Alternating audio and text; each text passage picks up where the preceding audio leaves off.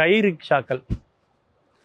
அதாவது இன்னைக்கு இருக்கக்கூடிய வாடகை வாகனங்கள்லேயே மிகவும் மலிவானது எது அப்படின்னா ஒரு காலத்தில் கை ரிக்ஷா அப்படின்னு சொல்லலாம். கை ரிக்ஷா எப்படி வந்தது அப்படின்னா பல்லக்குல பவனி வருவாங்க, பாதம் தாங்கிகள் அப்படின்னு சொல்லி நிறைய பேர் அதை சுமந்துட்டு வருவாங்க. அதனுடைய அடுத்த வடிவம் தான் கை ரிக்ஷாக்கள் அப்படின்னு சொல்லலாம். இந்த கை ரிக்ஷா எங்கே தோன்றியது அப்படின்னு பார்த்தீங்கன்னாக்கா ஜப்பானில் அமெரிக்காவினுடைய ஒரு சங்கம் இருக்குது. அந்த சங்கத்தில் தான் முதல்ல இந்த கை ரிக்ஷாக்கள் தோன்றியது அப்படின்னு சொல்லலாம். ஜப்பானில் இதுக்கு என்ன பேர் அப்படின்னாக்க ஜின் ரிக்ஷா அப்படிங்கிறது அதுக்கு பேர். ஜின் அப்படின்னா என்ன அர்த்தம் அப்படின்னா மனிதர்களால் இழுக்கப்படக்கூடியது என்ற அர்த்தம். ரிக்ஷா என்பதனுடைய அர்த்தம் என்னென்னா இழுக்கப்படக்கூடியது என்ற அர்த்தம். மனிதர்களை அமர வைத்து மனிதர்களை இழுக்கக்கூடியதுனால இதுக்கு ஜின் ரிக்ஷா அப்படின்னு அதுக்கு பெயர் வந்துச்சு. இந்த கை ரிக்ஷாக்கள் பார்த்திங்கன்னா ஒரு அடையாளம் அப்படின்னு சொல்லலாம். சென்னையினுடைய மிக முக்கியமான ஒரு அடையாளமாக ஒரு காலத்தில் இந்த கை ரிக்ஷாக்கள் இருந்தது அப்படின்னு சொல்லலாம்.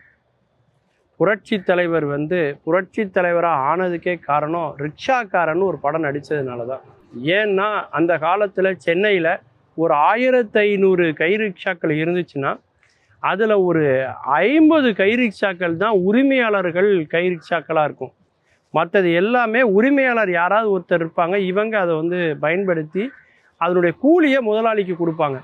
அப்படி கை ரிக்ஷாக்களை இழுக்கக்கூடிய தொழிலாளர்களாக இருந்தாலும் கூட அந்த கை ரிக்ஷா கூட அவங்களுடைய உரிமையான பொருளாக இல்லாமல் இருந்த காலகட்டம் அந்த காலகட்டம். அதிலும் குறிப்பாக பார்த்தீங்கன்னாக்க அந்த ஜப்பானுடைய தலைநகரான டோக்கியோவில் 4000 கை ரிக்ஷாக்கள் அந்த காலத்தில் இருந்திருக்கு. அது அந்த டோக்கியோவே ஒரு பரபரப்புக்குள்ளாக்கியது அப்படின்னு சொல்லுவாங்க. ஏன், ஜப்பான் முதல்ல தயாரித்த வடிவமைத்த கார் கூட பார்த்தீங்கன்னா கை ரிக்ஷாவினுடைய வடிவத்தில் தான் இருக்கும்.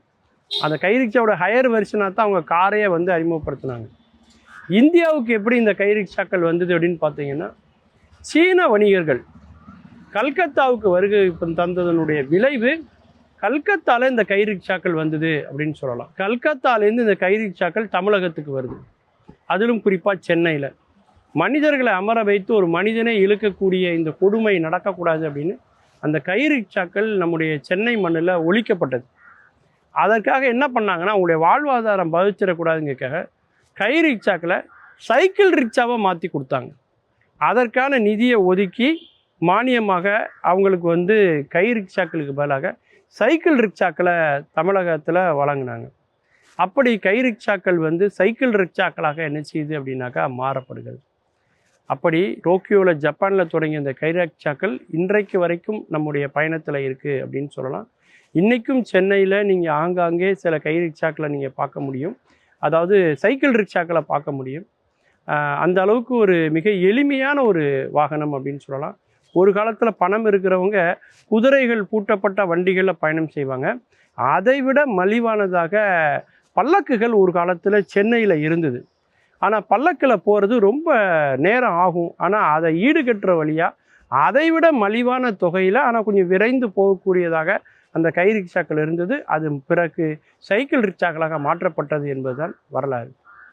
மீண்டும் பல புதிய தகவல்களோடு அதில் அறியப்படாத பக்கங்களோடு உங்களை சந்திக்கிறேன். நன்றி, வணக்கம்.